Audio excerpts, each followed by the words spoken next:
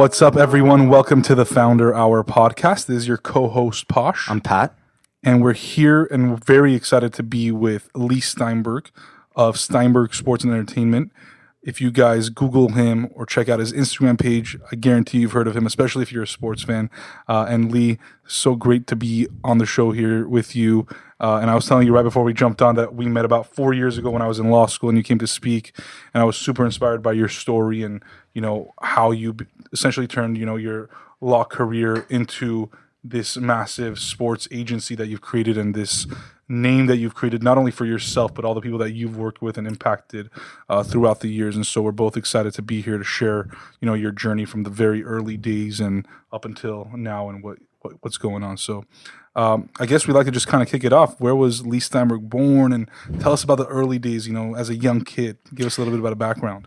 So I grew up here in West Los Angeles, and I had a grandfather who ran Hillcrest Country Club. Okay. And so Los Angeles Country Club didn't allow blacks, Mexicans, Jews, Catholics, or actors. This is the same LACC that exists today. The same LA golf course that's above Century City. Yeah. So Hillcrest Country Club started and became the maven for all sorts of entertainment figures. So when I grew up, my grandfather would play gin rummy every day with Groucho Marx, George Burns, Jack Benny, George Jessel. I have a picture of me sitting on Marilyn Monroe's lap. Wow. Not that I understood it then, but it's a great story. Now I shook hands with Sinatra. This is the new. Right. I sat on Marilyn Monroe's lap. There you go. And I had an Elvis Presley autographed guitar, so I had that. But my father had turned away from a restaurant fortune and dedicated his life to teaching kids. So he raised me with two core values. One was treasure relationships, especially family, and the second was to make a meaningful difference and help people who couldn't help themselves. So that led to me attending UC Berkeley in the late 60s, which was a turbulent time on the campuses. Right. And I was student body president, and Ronald Reagan was governor. Wow. And we used to have confrontations because we demonstrated against the war in Vietnam, and he'd crack down. I learned everything I needed to learn about negotiating from dealing with Governor, then President Reagan. What was one of the main things you learned? I mean, I'm sure there was several stuff, but like, how did that even come about? He was the head of the Board of Regents, and at one point they tried to fire the chancellor at UC. So as the representative of the students, I was defending him, and Reagan sits and looks across the table from me and says, "Weren't you the same Steinberg who was arrested in 1960 for sitting in front of troop trains in Oakland?" And I said, "Well, Governor, I was about 10 and I was much closer to playing with toy trains than sitting in front of troop trains, but that shows your usual adherence to veracity and fact." Well, that got it going. And, but the first thing I learned was listening skills, which is people think suasion is the key to success in life, but it's actually the ability to listen carefully, draw another person out, and understand what their value system is, what they value, and then also be able to get into their heart and mind and see the world the way they see it. So if you can create enough space and comfort and trust around another person to get them to open up and peel back the layers of the onion, then you've got the opportunity to truly speak to issues and circumstances that are critical to them and not just stay on the surface. Right. I feel like oftentimes to that point, people maybe assume that others have that outlet already and have that person or that plenty of people in their life that they could be that open with and truthful with and, you know, emotional with. But that's not true. Like a lot of times there are people that are not within their immediate families or their friend groups that they could open up with. And that's someone that could be a business partner, could be their manager, could be their agent, could be anybody. Right. Well, it's the way to navigate your way gracefully towards life. It's the key to recruiting. It's the key to negotiating. It's the key to being able to maintain client relationships. It really is the key, because you can waste so much time speaking to issues that are not important. Right. And figure out a generic approach to people as opposed to focusing in on who they really are and what they really want and need and what will fulfill them. Right. And Leigh, I know you said that, your father had taught you really those two things. Like, I'm sure he taught you more, but those two things that stuck out were building the relationships, especially with family, plus, helping others that can't help themselves. That obviously led you to Berkeley. That obviously led you to law school. Going into law school, or even in college, did you have any idea what you wanted to do or be? Or it was just kind of a blank canvas and you were just deciding to draw it as it came along? Well, my training was mostly in politics and being an activist. So it was trying to make an impact in the world in a positive way. And so I thought, well, maybe I'll be a criminal defense lawyer, because I watched those television shows when I was growing up. Yeah. And maybe I'll go into politics. I also had options to go into television news. There actually was a situation where they were trying to have a college student be the sideline reporter for ABC, which would be the first time they'd had a younger person do it. And it came down to me and one other fellow, and I was in law school at the point, so he got the job. And so I didn't really, wasn't really sure. I had offers in corporate litigation for the Alameda County DA's office, but I never got there. So did you, were you sort of laser focused on, at some point, being a lawyer? Like, that's what you wanted I to always knew I wanted to be a lawyer, and I always knew that I wanted to be in politics and be, someone that had a real chance to change conditions that weren't wonderful. But before I ever got there, I was a dorm counselor in an undergraduate dorm at Cal, and they moved the freshman football team into the dorm, and one of the students was Steve Bartkowski, the quarterback, and in 1975, he became the first player picked in the first round of the NFL draft. Wow. And you were friends with him? I had been his dorm counselor. Also read somewhere you were the dorm counselor for Steve Wozniak. Is that right? Steve Wozniak was in this same dorm. Pre-Apple. Yes, and Wow. And he was an Apple seed. He was already electronically sophisticated. Yeah. He could prank people by getting their phone to ring, and there was no way to turn it off until you pulled it out of the wall.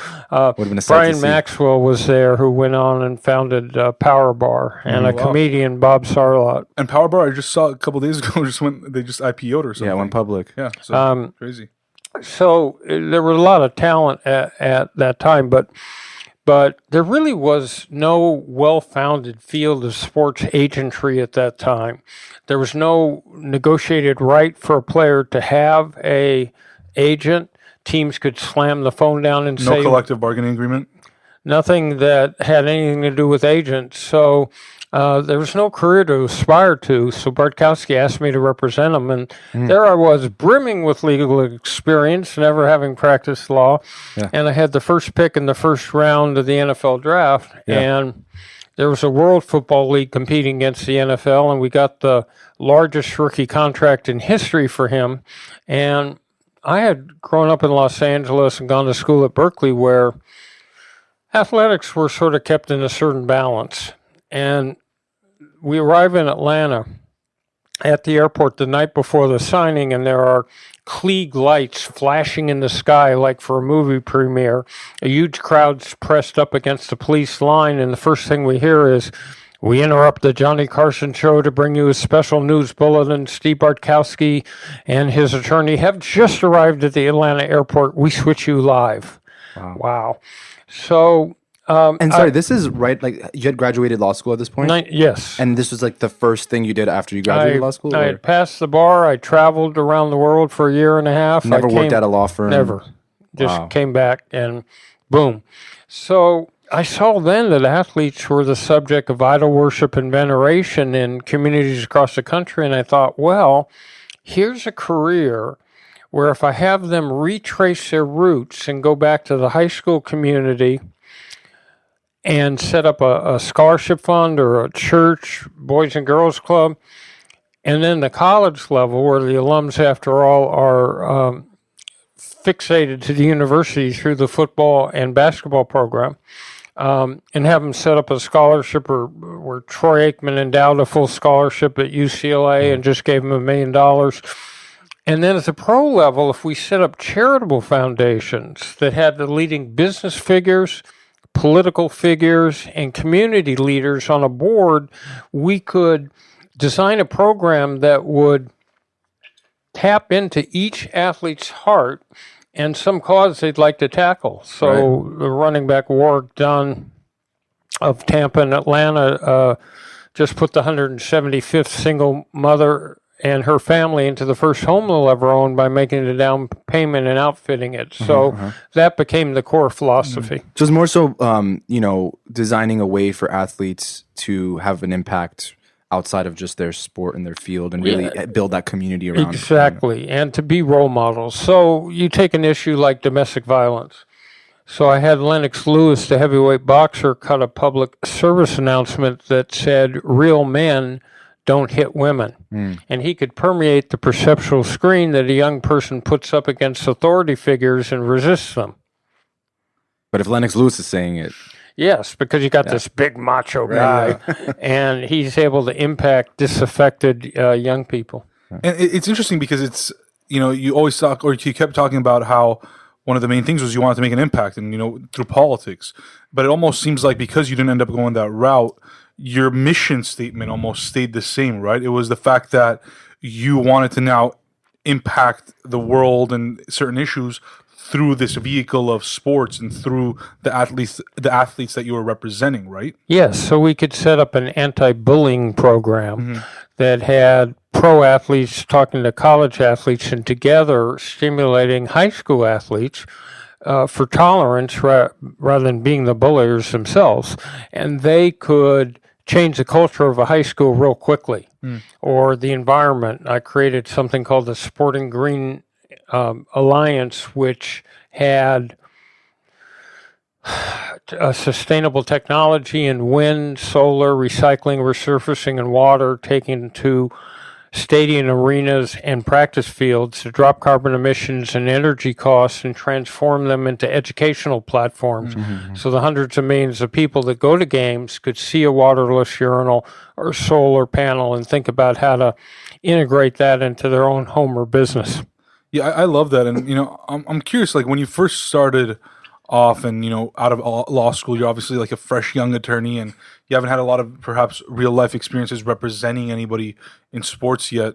What were some of those early challenges that you faced, dealing with the different leagues, or because I know you were involved with football, basketball, baseball, here you are boxing. with the first pick. Like, how are you confident in yourself? And like, what are the things that you, I guess maybe resources that you turn to be like, I know what I'm doing. Like I can handle this. So in a negotiation, the real question is whose reality is going to prevail.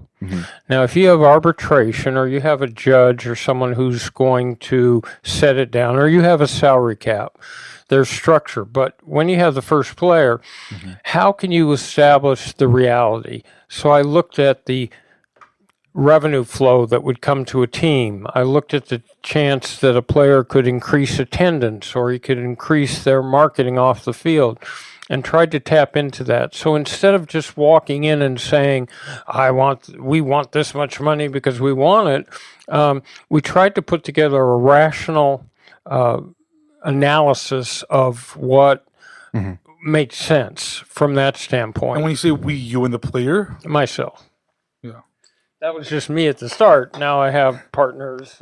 I have a great young partner named Chris Cabot. But at the beginning, it was, how can I make an argument that's going to appeal to a general manager who then might take the research packet I put together and hand it to an owner? So instead of just saying, here's what the market is, we could show them what made sense. So it's always about trying to appeal to the best in the other person.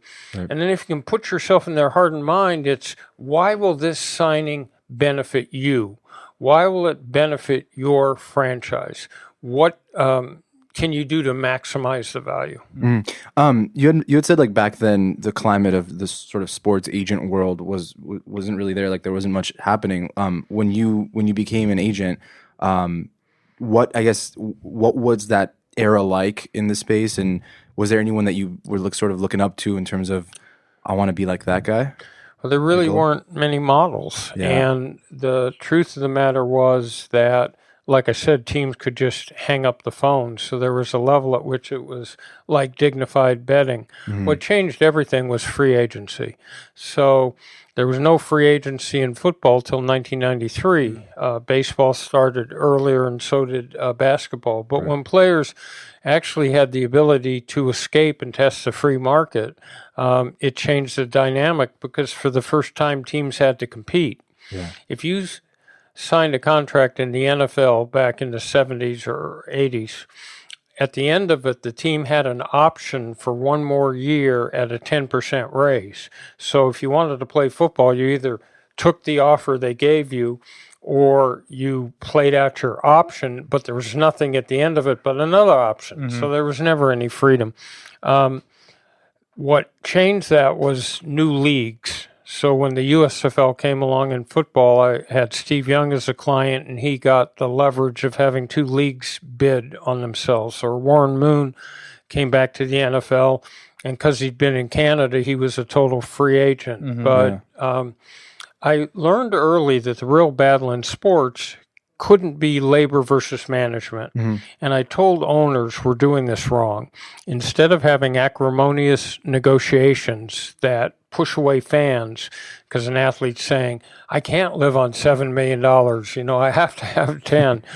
Instead of having acrimonious collective bargaining agreements where it was billionaires against millionaires, I said, let's realize that our competition, if you're the NFL, is against the NBA, Major League Baseball, Walt Disney World, home box office, and every other experiences, other entertainment, discretionary entertainment spending. So let's build the brand. Let's get together and talk about how we blow out TV contracts and create massive stadiums. And it's a world that's always changing, right? With new rules, new regulations, just even new sports like the UFC and coming in, so it's kind of like you have to be creative in terms of the way, like you were saying with Vince Young, you kind of played this different game, and it's just kind of whatever's happening at the time, right? You have to be aware of what's going on, and to understand how information is translated. So when I'm growing up, I fought my father for the sports section in the daily newspaper every day. And you had 3 television networks, and now all of a sudden you have 300 television networks and programming being done by Hulu and Amazon and Netflix, and you've got the whole internet and all these platforms. And so the social currency becomes how many Twitter followers do you have, how many Instagram followers, and that's what the way information flows. So it's understanding and adapting to that. Part of what we do, sorry to cut you off, but players find out they've gotten traded before they even on Twitter before they even get a call. Yeah. But I realized that if we could find the niches in sports that were unexploited, that in addition to representing athletes, we could create businesses that would flourish. So back in the 90s, I created something called Athlete Direct. This is pre-internet. You had to go on AOL to get on the internet. But I put Michael CDN. You've got mail. Yep. But I put Michael Jordan, Ken Griffey Jr., and a bunch of football quarterbacks up. They did weekly diaries. They talked about their charities. So it's like a blog post or articles? It was a whole new website. And but we put a couple $100,000 into it and sold it a few years later for $25 million. So I'm always looking for the next new iteration. Yeah. Awesome. So, you're fresh out of law school. You have this first pick in the NFL draft. How did that go? And how did you start getting more and more clients after that? What was that story? So I focused on profiling the right type of young person that would be attracted to our firm, because just going out and talking to every athlete in the world didn't work.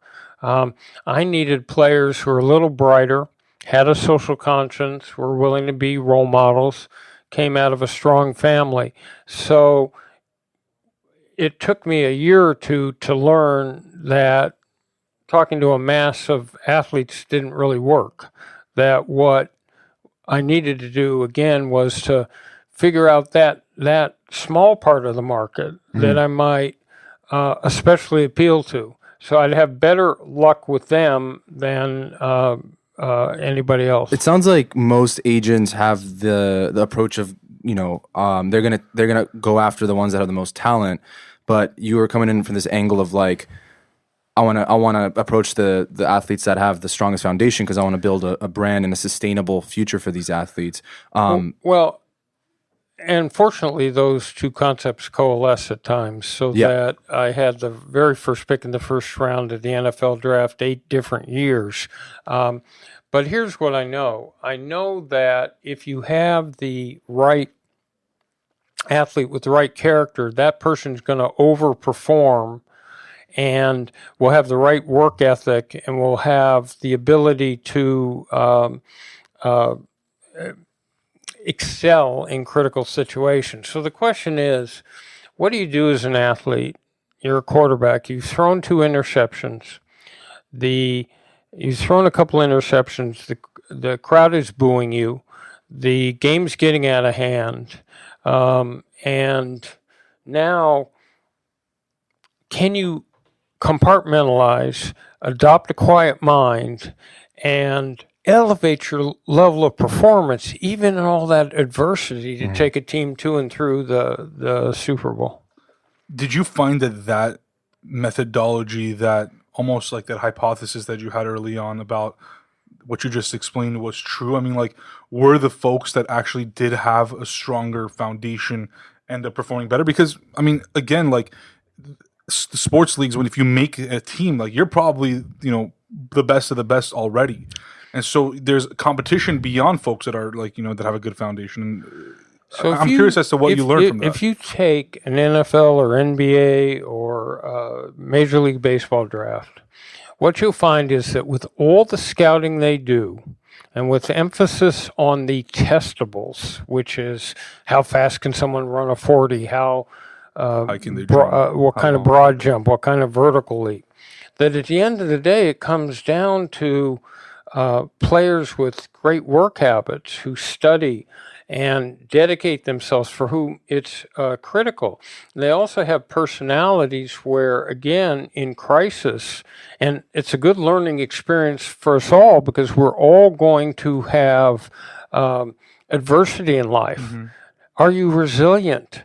Can you come back? Mm-hmm. Can you just file away the negative experience and go right on? And not only endure, but prevail. Yeah. And I'm curious, when you got an early, when you started off, and we've, sat down, like Pat said, with hundreds of people at this point on this podcast, and you hear all these different stories about, when somebody started off, they were, just lean, right? Like, they weren't making a lot of money. They didn't have much money to start. I mean, was the finances a concern for you? Like, the fact that perhaps you won't be making a lot of money early on, especially because you were being so picky in a positive manner with your clients. Somebody else in that position might have been like, I need money. I'm going to go and represent as many people as possible and try to get as much money coming in as possible. So I'm curious about what your thought process was at that time. Well, first of all, I began with my office being my parents' card room. So okay. I was sitting in a room in their house. I had a phone, and back in those days, they were rotary, so you dialed. I was my own secretary, so if you called the phone, I answered. Let's hear the voice. Let's hear the voice. If you called it and I was already on the phone, it would ring busy, something you couldn't explain to a younger person today. Yeah. It rang busy. I typed my own letters. I did my own, I would go to Kinko's copies to copy things. So I learned that fixed costs are a real danger in a startup. And so if you can keep fixed costs down, and you also had to learn techniques. So I could go recruit a player in Georgia, but guess what? I had to get on a plane to do it. If I could lock down SC and UCLA, being in Southern California, or Cal and Stanford, because I had a second home in the Bay Area, you could knock down all those costs. Right. But did you feel like you were gonna, or did you fear, I guess, that you would miss out on top talent because you did that, or it was just I just can't do it? The first a couple of years were really tough. As a matter of fact, even though I had the first player in the draft and a big star quarterback, I got to the point. There's Elway you're talking about, or no, it was Bartkowski. Oh. I got to the point in 1977 where I had maxed out my father's credit cards. I had the big airline was PSA. They had a hit squad looking for me. Hertz Rent-A-Car, was looking for me.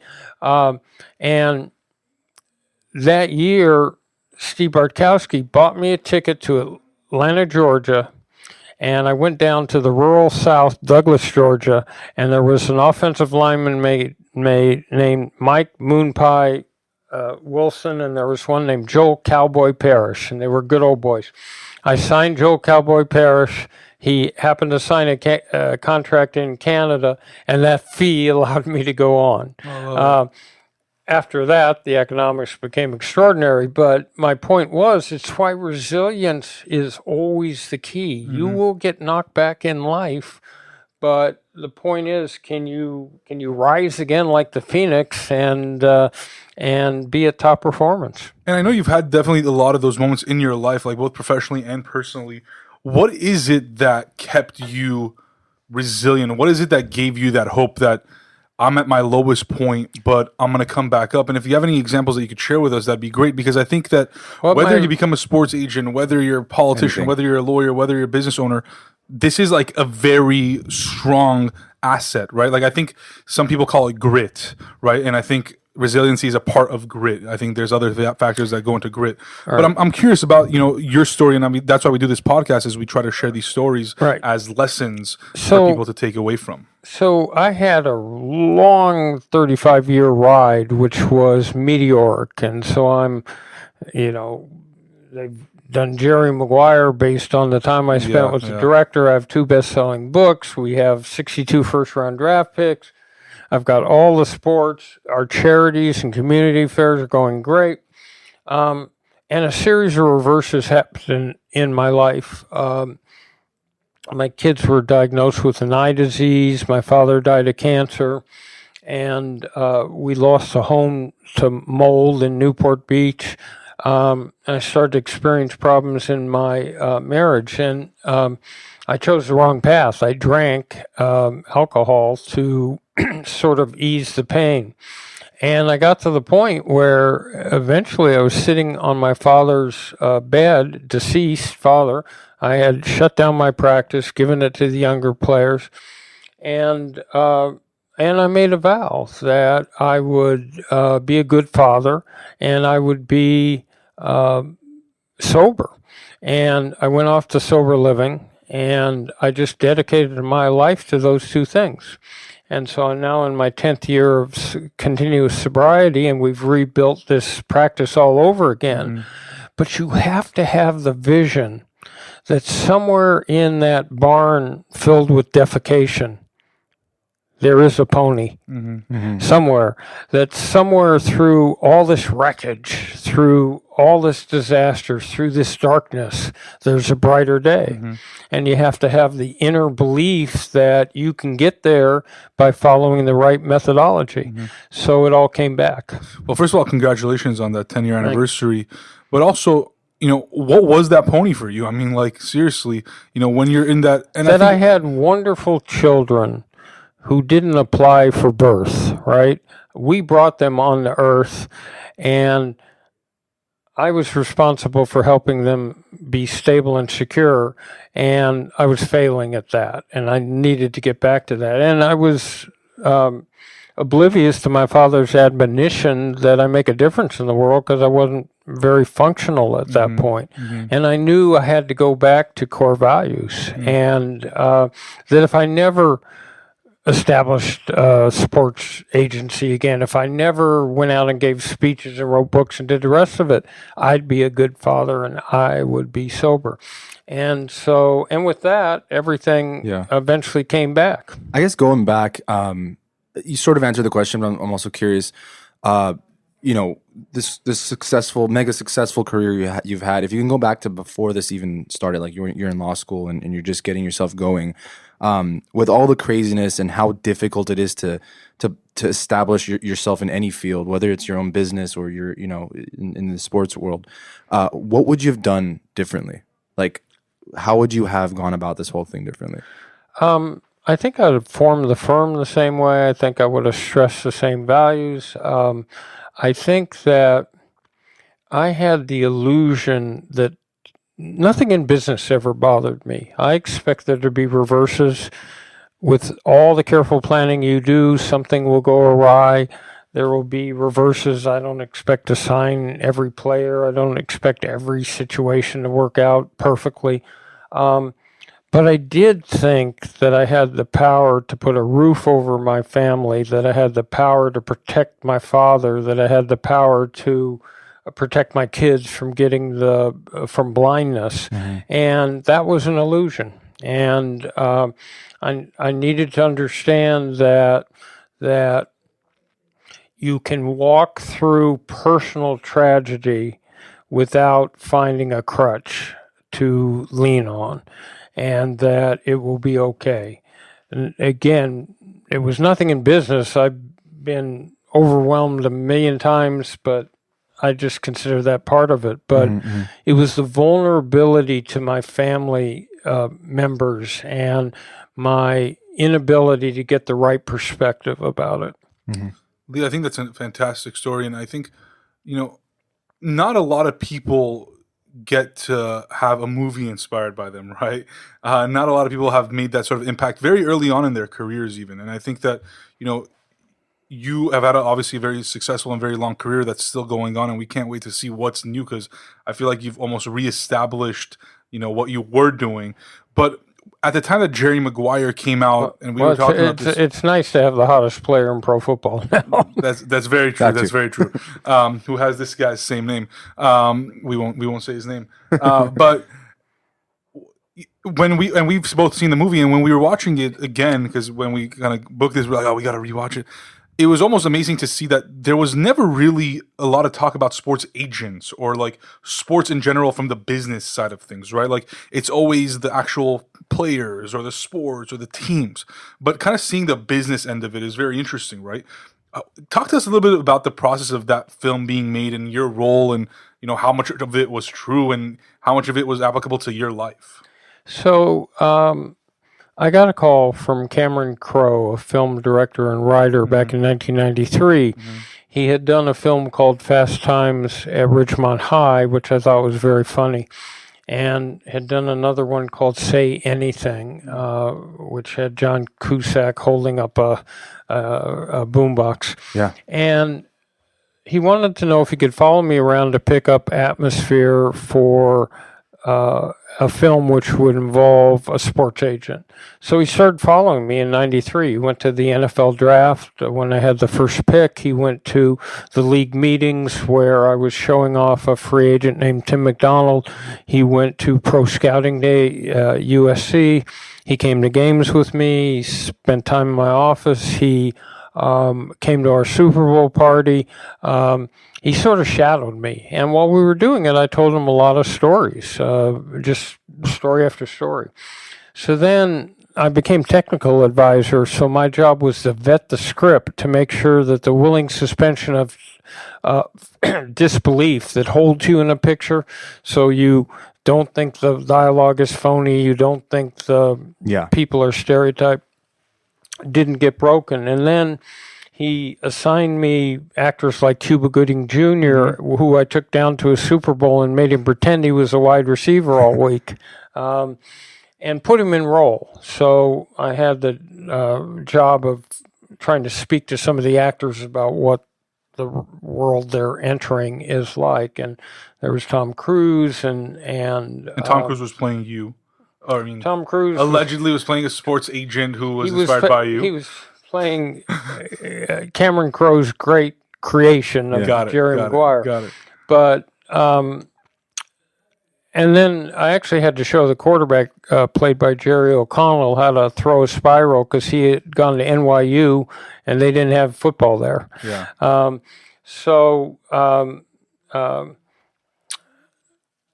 Cameron was out in Palm Desert at the league meetings, and I was showing off a free agent defensive back named Tim McDonald around the different teams. And Cameron watched the process, and then at one point they went upstairs to Tim's hotel room, and Lou Dobbs and Moneyline was on in the background. And Cameron said to Tim, well, what are you looking for in this experience? And Tim said, I'm looking for someone to show me respect. I'm looking for a team to finally show me some winning. I'm looking for a team to show me the money. So is that where the line came from?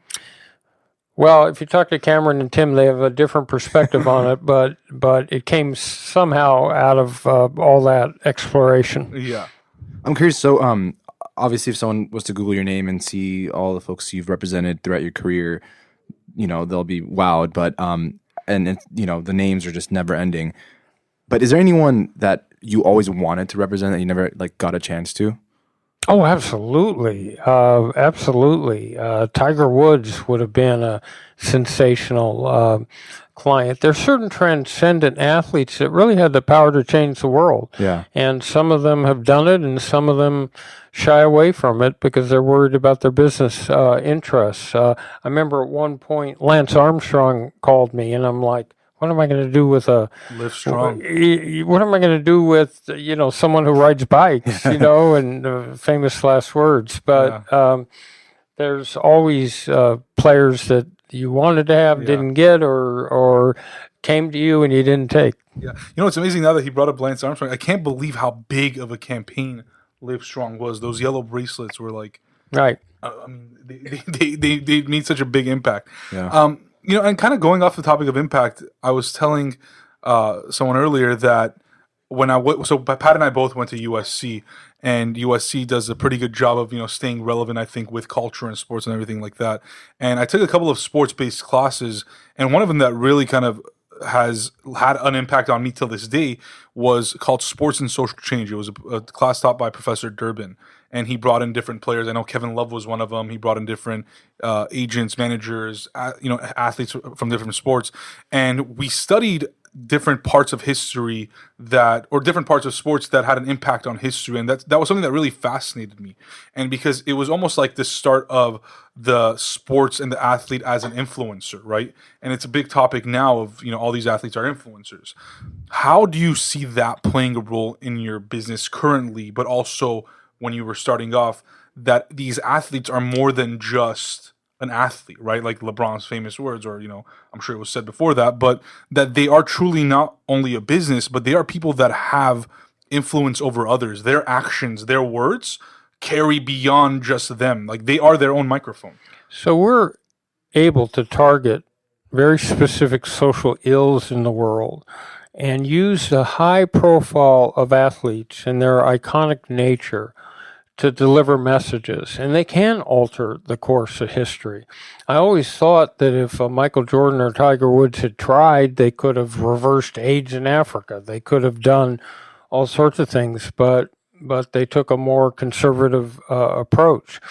You look at the comments LeBron James just made about the international situation. Had he made the comments, I support the protesters in Hong Kong, it could have had a real impact instead of, defending the Chinese government. So athletes have always had the ability. I helped organize athletes for Obama, and athletes have during the ability. His presidential campaigns back in 2008. Yeah. Athletes have the ability to permeate, as I said, the perceptual screen that people put up. And they won't listen to a commercial thing. They won't listen to something else, but they will listen to an athlete. Mm-hmm. And so we try to use that power for good. Why do you think that is? Why do people want to listen to athletes? I mean, because we all grow up aspiring, every male and now increasing numbers of female. We all grew up aspiring to be, an athlete. Sports is inextricably intertwined with all of our identities. And, there's fascination that we have. And you realize at a certain age that you don't have the skill set to really excel at that level, but you retain your love of sports. And pro football right now is dominating America. It's not only the most popular sport, it's the most popular television show. I know that there's been a lot of, issues that, even with the NFL, whether it was like Colin Kaepernick kneeling or anything else that's been happening as of late that arises from there. Do you encourage athletes to take a proactive approach to being, these social change leaders? First, I encourage them to educate themselves so that they actually understand an issue they should be speaking out on. So they're factually correct, they get the context, they understand it. The worst thing in the world is to just be out there spouting off without actual information. But yes, I encourage it because the enemy of athletics' second career is self-absorption. In other words, there's a tendency for athletes to, the whole world revolves around them. They're the center. So I always had athletes walk into a banquet and network, reach out to other people, try to make an impact with other people. When they set the charitable and community programs on, they're seeing themselves as more than an athlete. I think it's appropriate. I think it's a hard thing to use the stadia or arenas themselves as the protest point because, if you can protest over killing of unarmed civilians, you can also protest over abortion. You could protest over any issue, and all of a sudden, the whole illusion of fun and excitement gets taken away. But athletes can speak at rallies. They can set up charities and foundations that address serious issues. They can go on Twitter. They can do all sorts of things to make a difference, and I think what we're trying to do is empower them. So, I've got, what I would do is, let's say I had players on the 49ers. I would say to them, can you think of anything proximate to Santa Clara that's an interesting business? So, just the biggest venture capital community anywhere in high tech. So it's not by chance that Brent Jones, the retired tight end, formed a multi-billion-dollar hedge fund, or Steve Young bought and sold multiple companies. 3 of the players I have are minority owners of actual NFL teams. What's something that folks who aspire to be sports agents should know about being a sports agent that's maybe not so obvious? Study psychology. In other words, athletes don't want someone who knows what the stats were from the 1934 World Series. You need specific skills to add to their life. I love that. I know you're still, very much in the game, but you're also working on other stuff on the side, other projects. Tell us more about what you're working on. So we have an educational outreach. People go to business school, law school, all sorts of sports marketing, and they learn the principles of those fields, but no specifics. So what I've tried to do is along with my partner Chris Cabot and Julia Farron, is to create a educational process where part of it's a sports career conference, which we're having in November here in Los Angeles. When's the date? November 16th at Pepperdine. And people can sign up by going to steinbergsports.com, sports career conference. And you have 1 hour that's media figures talking about being a sportscaster or a sports writer or working on the internet. You have 1 hour that's how to work for a team, a league, a conference, an athletic department. You have 1 hour which is sports entrepreneurship and sports philanthropy. You have 1 hour that's sports marketing and branding.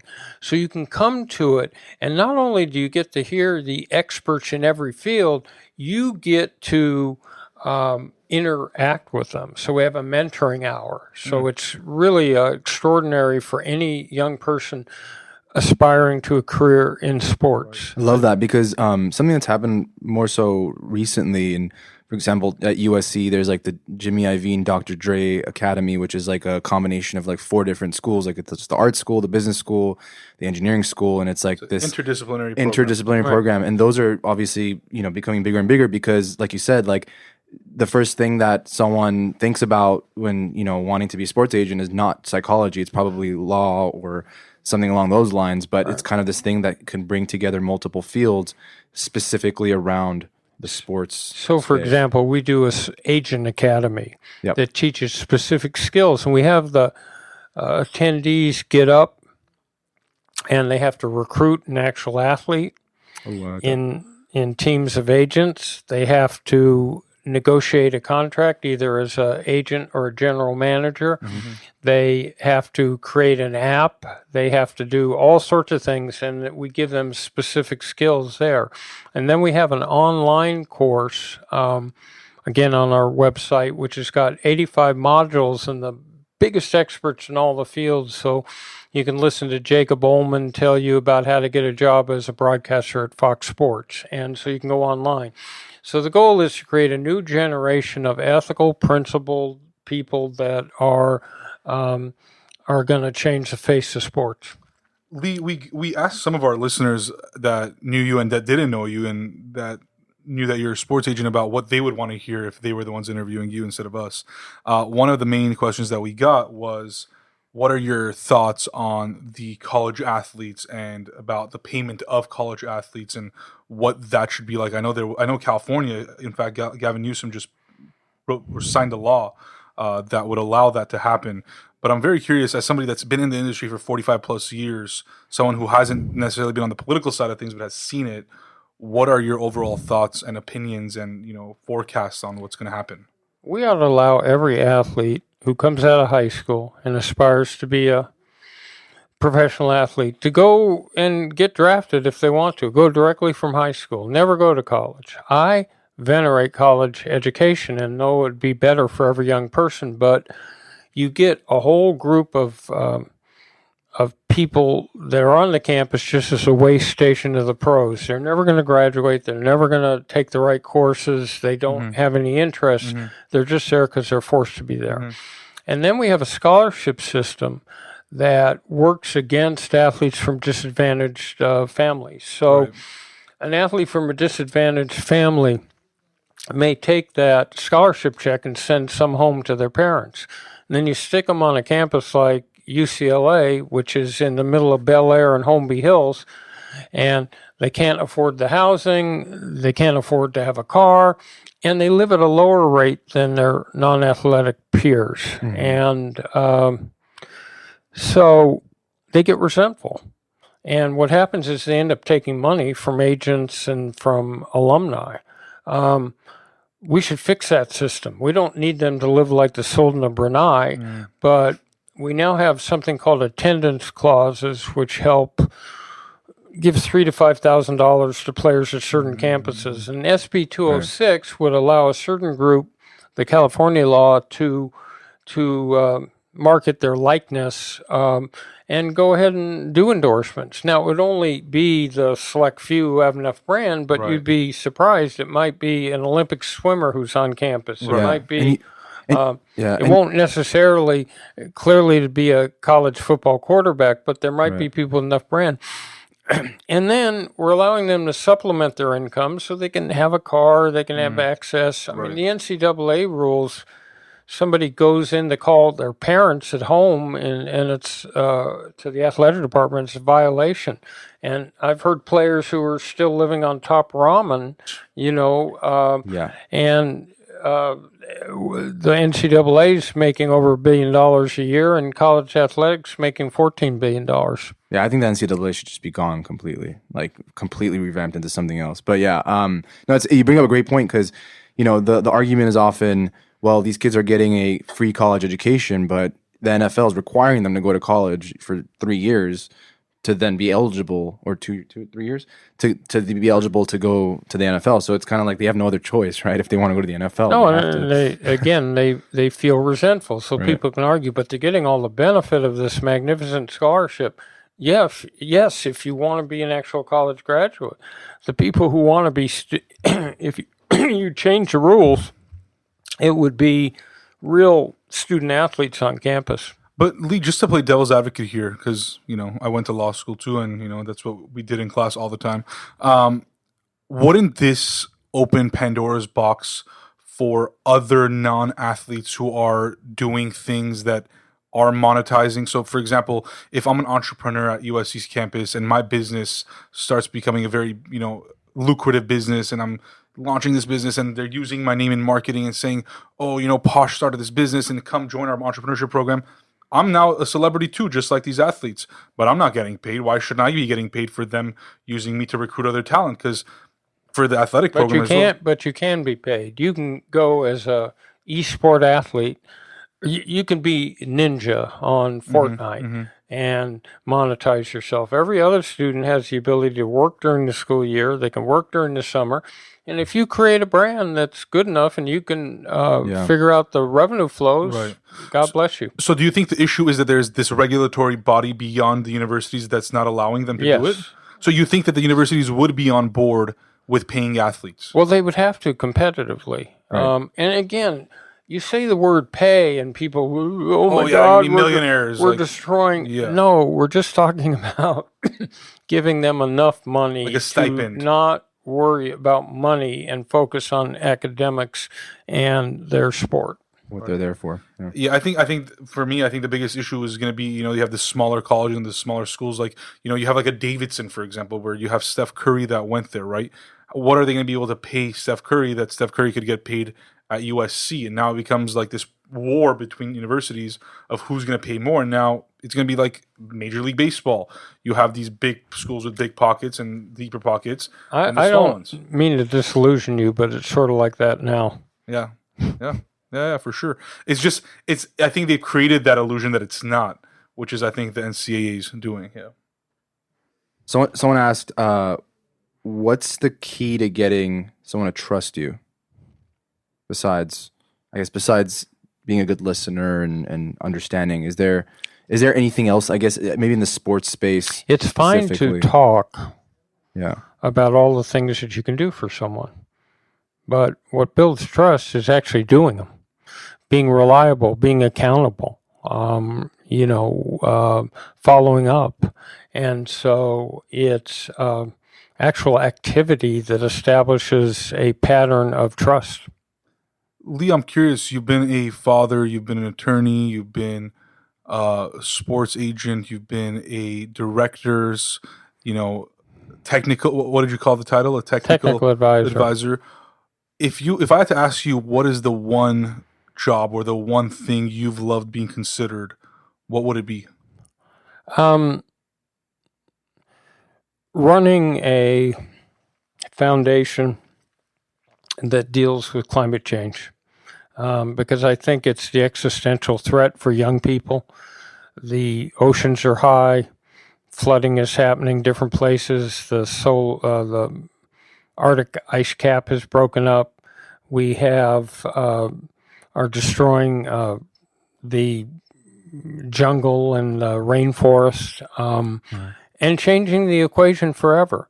So when people say, "Oh my goodness, the Earth is imperiled," the Earth is not imperiled. We're just one species who's been here for a minute moment of time. Yeah, it's human beings that are imperiled, and our ability to live. And every generation before mine has handed down to their kids a higher quality of life, and climate change threatens that quality of life. I mean, the illusion that you'll drive a car on fossil fuel in 20 years, not going to happen. I mean, you think you'll eat a piece of beef when it takes a massive amount of crops to feed a finite amount of cows? No. There are all sorts of changes that are happening, and if I had a magic wand, it would be, whether it's the national debt or climate change, to have people finally address some of the issues that are threatening our kids. Yeah, there's no question people should be more mindful of what they're doing to the environment, and really how long can this sustain. Like, you know, you want your kids to have a real good quality of life, ideally better than yours. Right. So Leigh, thank you so much for your time, and I think that one of the biggest takeaways from both of us and for those listening, hopefully, is that in whatever work that you do, I think it's important to have a purpose bigger than just the work you're doing, and that hopefully the work that you are doing, whether it's for the environment, whether it's for nature, or whether it's for anything else for that matter that you're passionate about, have a purpose and try to make an impact using your work and your career as the vehicle. So thank you for being an example of that, and helping us learn that, and also spreading the message to those that are listening and beyond, that that's something that they should aspire to do. So we appreciate your time and your It's been my pleasure. Thank you. thank you, Leigh.